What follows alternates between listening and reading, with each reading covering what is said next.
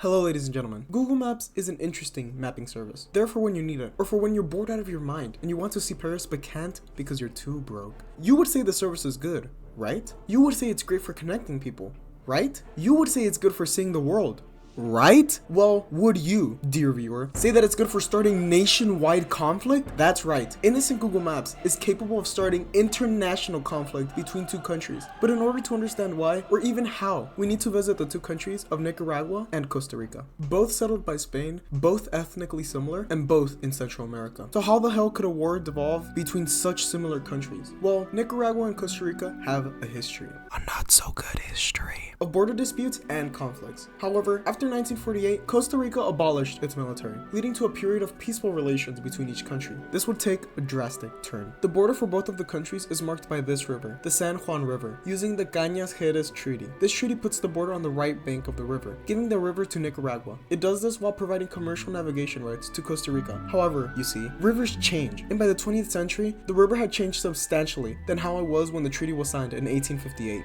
This island came into existence, which the Nicaraguans saw as rightfully theirs. Costa Rica disagreed, and as tensions escalated over the disputed island, diplomatic channels became the battleground for the two countries. Both sides presented historical records, maps, and legal documents to support their respective claims. The island, once a geographical anomaly, now became a focal point for competing national interests. Nicaragua, leveraging the changed geography, asserted its rightful control of the island. On the other hand, Costa Rica contested Nicaragua's position, emphasizing the adherence to historical treaties that did not recognize the island as part of Nicaraguan's territory. Where does Google Maps come into all of this? Well, Google Maps wrongly marked the border here, stating that the island belonged to Nicaragua. A general in Nicaragua's military was apparently using Google Maps to figure this out. How smart. And in a moment of genius, decided to camp out in the disputed lands, seeing them as rightfully Nicaraguan, according to Google Maps. And might I add, they weren't just camping out all innocent like. Hell no. The Nicaraguan troops leveled a protected forest, drained the border-defining San Juan River, and dumped huge piles of garbage on Costa Rican land. It doesn't stop there though. When the Nicaraguan troops witnessed the Costa Rican flag on the island,